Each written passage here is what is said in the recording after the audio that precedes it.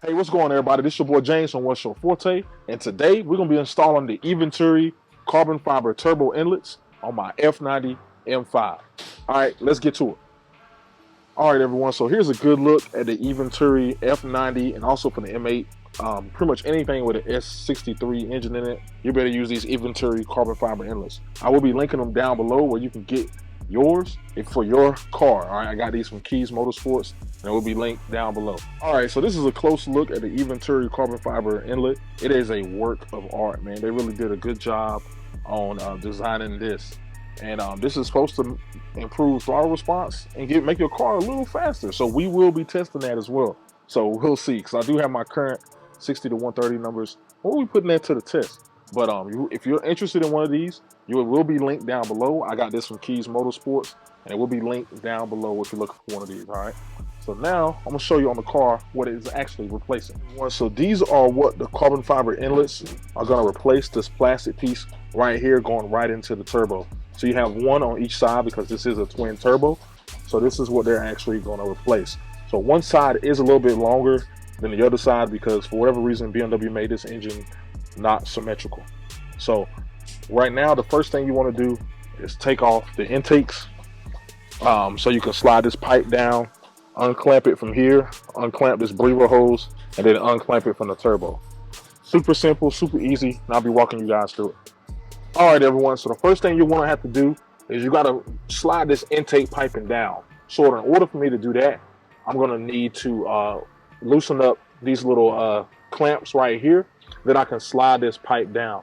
Because of the filter that's inside of here, I'm going to have to take all this off just to make sure I can get enough clearance to slide this down enough to get the turbo inlet off.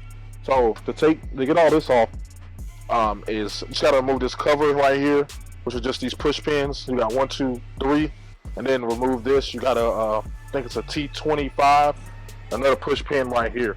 And then you can be able to remove my intake cover and then the intake filter, and then you're good to go. So that's what I'm gonna be doing right now.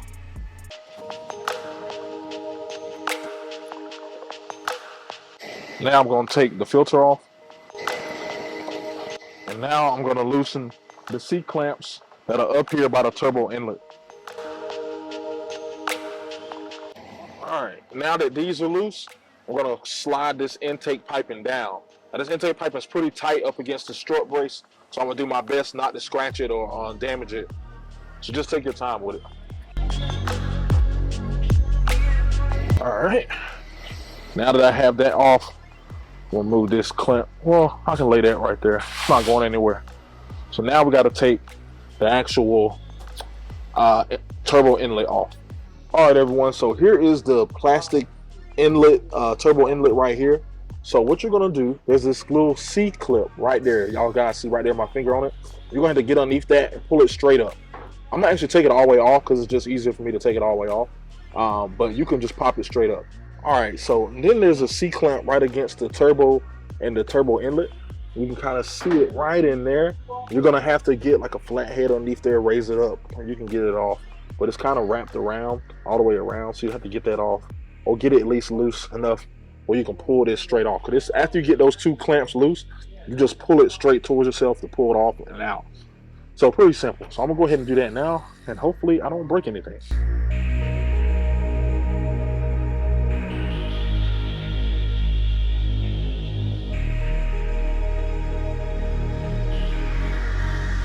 All right, everyone, so this is the O-ring that have moved from the stock inlet right here.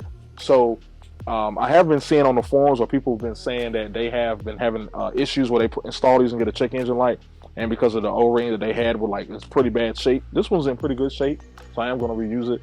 But if you do have that issue, you can reach out to Eventuri and they can send you a new one, from what I've been told on the forums. So I just want to show you that you do reuse it, and you do reuse all the stock clamps as well. All right, everyone, so this is what the hose looks like, and that's what the turbo actually looks like. Look at that Turbskis in there. It looks pretty good, man. But yeah, so that's what we got right there. So that's what it looks like after you remove it. So now we just got to transfer everything over to the Eventuri piece and then slide it back on. So it's pretty simple. All right, everyone, so this is the Eventuri inlet. This is the left side. I've already installed the right side.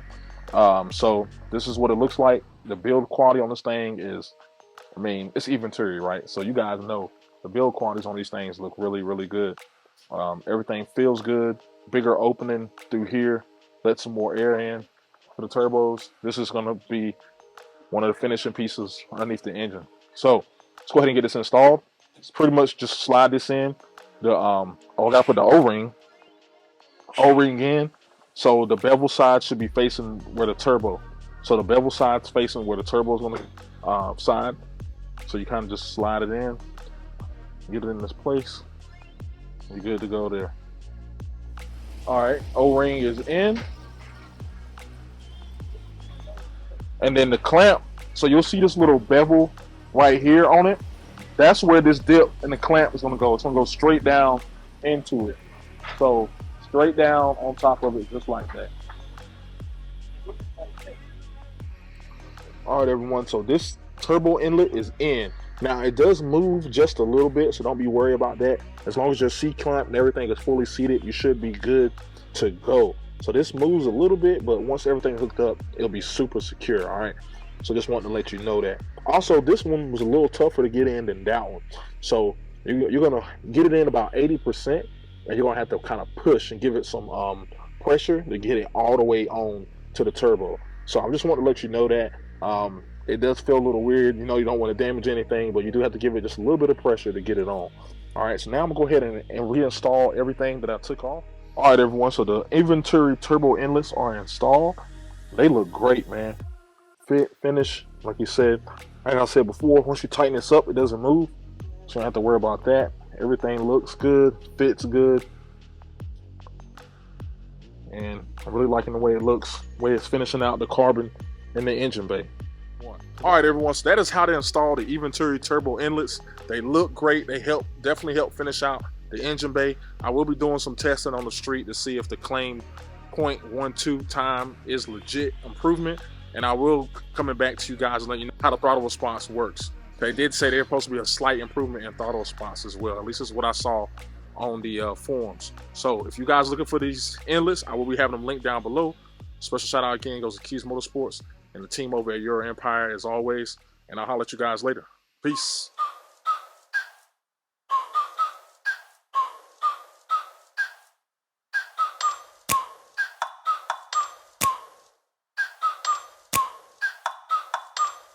Like, ride with me if you ride with me, you can slide with me if you feel like 550 on the 5 sticky, come get high with me, that's a deal, right?